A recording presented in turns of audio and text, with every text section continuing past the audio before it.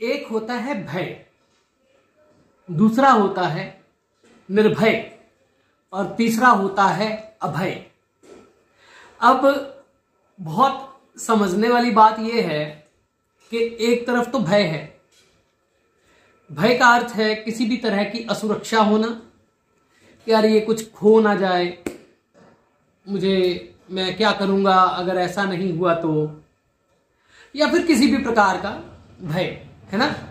उसके बाद होता है निर्भय। उसका अर्थ क्या है?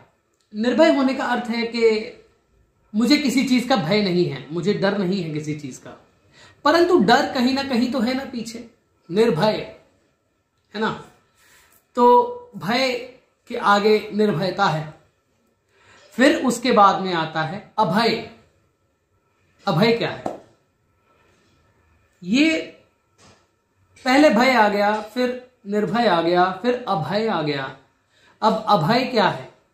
अभय है जहां पे भय का नामो निशान ही नहीं, जहां पे कोई परवाह ही नहीं, जहां पे पता ही नहीं कि भय नाम की कोई चीज भी होती है, जहां पे किसी भी प्रकार की कोई भी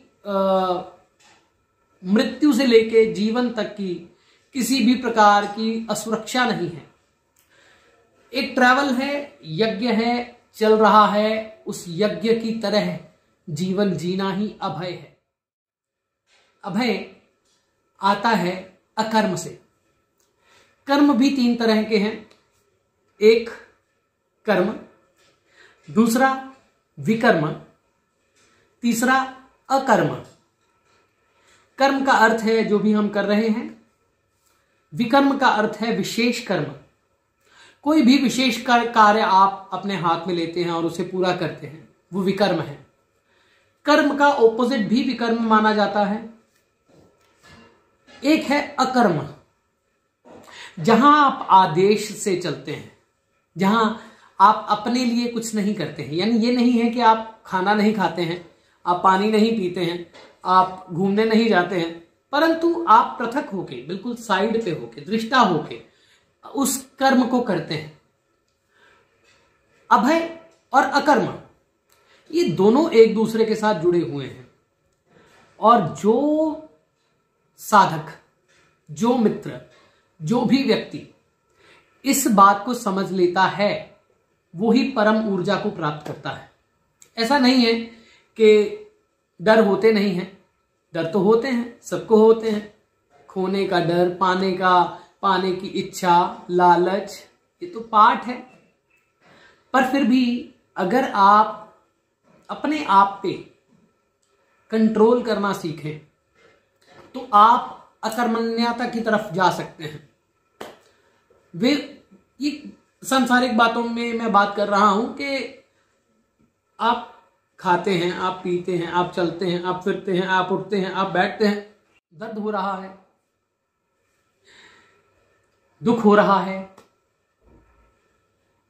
पर उसका बेस क्या है? उसका बेस है असुरक्षा, असुरक्षा की भावना। जहां अकर्मण्यता आ जाती है वहां अभय भी मिलता है। ये आपकी अनकॉन्शियस स्टेट के अंदर जो छुपे हुए रहस्य हैं, ये वो हैं। एक बच्चा है, बच्चे को जब तक हम नहीं समझाते कि तुझे बाबा ले जाएगा है ना, हम नहीं समझाते जब तक कि तुझे तो वो देख बाहर बाबा खड़ा है ना, बोलते हैं ना, हम बच्चे को डराते हैं, अंकल मारेंगे या कुछ ऐसा, तो हम भय प्लांट करते हैं उसके अंदर। उससे पहले उसके अंदर नहीं होता, वो प्योरेस्ट फॉर्म ऑफ एनर्जी है, और उसके लिए कुछ उठा के मार देना भी कर्म नहीं है, और किसी को प्रेम कर लेना भी कर्म नहीं है। आप उसको बहुत प्यार से बुलाते हैं, आप उसको बहुत तरीके से उसको नर्चर करते हैं। एक मदर अपने बच्चे को नर्चर करती है, और उसको एहसास भी सिर्फ अपनी माँ का ही होता है। क्यों? क्योंकि माँ के साथ ही एक ऐसी सिचुएशन है जहां वो अभय होता है। वो व्यक्ति का जो जन्म होता है वो अभय से ही होता है। हम भय की तरफ अपने आप को खुद ही ले जाते हैं। तो इसलिए किसी भी तरह का भय जो है वो ही आपके कर्मों को खराब करता है। निर्भयता विशेष कर्म की तरफ लेके जाती है, यानी आपको भय नहीं होता, आपको ये नहीं होता कि अगर मैं इस काम में लगा हूं, है ना, तो ये काम जो है ये मैं करूंगा तो यार मेरा यहां लॉस ना हो जाए, वहां लॉस ना हो जाए, मेरा ये दोस्त गुस्से ना हो जाए, ये मेरा मित्र गुस्से ना हो जाए, है ना, तो कुछ नहीं होता।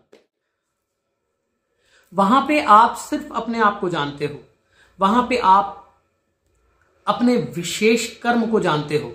आपके लिए आप आदेश की तरफ जाना शुरू हो जाते हैं। आप सृष्टि के एक तत्व की तरह कार्य करते हैं। वो विशेष कर्म है, वो विकर्म है, वो निर्भयता से आता है। कुछ लॉस हो जाएगा, अरे मैं ये कर पाऊंगा कि नहीं कर पाऊंगा, लॉस हो जाएगा, है ना, अरे यार मैं तो यहाँ पे समय लगाऊंगा तो मुझे यहाँ से बेनिफिट हो सकता है, यहाँ से नहीं हो सकता है, इस बंदे से हो सकता है, ये मुझे जिंदगी में क्या काम देगा यार, इसने क्या काम आना है, अरे मेरी कैलकुलेशंस ये कहती हैं कि ऐसे करके ये चीज हो जाएगी अगर मैं ऐसा करता हूं तो। वो जब वो स्टेजेस क्रॉस हो जाती हैं तो निर्भयता आती है। फिर आप एक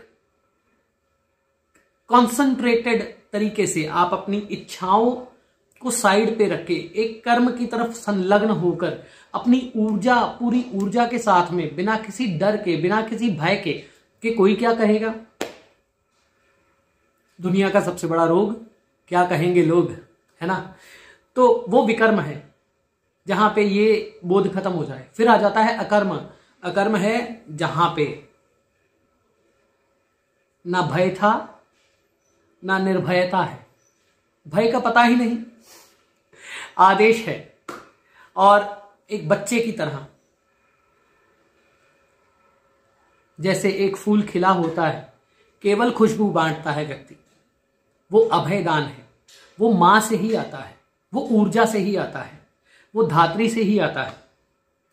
तो जब आप अपने किसी भी कार्य को करें तो ये जरूर जाने कि मैं इस कार्य में सक्सेसफुल क्यों नहीं हो पाया, कारण क्या था।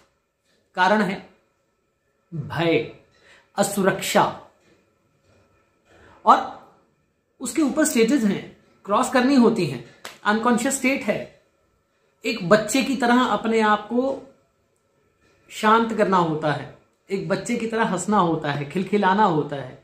हम ये कहते हैं कि मेरा ये काम पूरा नहीं हुआ, मैं ये नहीं कर सकता, मैं ये कर पाऊंगा कि नहीं कर पाऊंगा, मुझे ये सिक्योरिटीज चाहिए, मुझे लाइफ में ये चीज चाहिए, होनी चाहिए, परंतु इतना भी है कि अपने जीवन में आपको एक स्थिति, जीवन की एक स्थिति में तो ऐसा आना चाहिए कि आप विकर्म की तरफ जाएं या फिर अकर्मण्यता की तरफ जाएं, कि जाने की कोशिश करें निर्विचार होकर, जहां ना पेन है, ना खुशी है, ना उल्लास है, ना ही वैराग्य है, ना ही राग है, ना ही वैराग्य है। जो है आप केवल वही हो, आप केवल ऊर्जा बन जाते हो। जहां ना पाप है ना पुण्य है, वो है अकर्मण्यता, doing nothing but doing everything.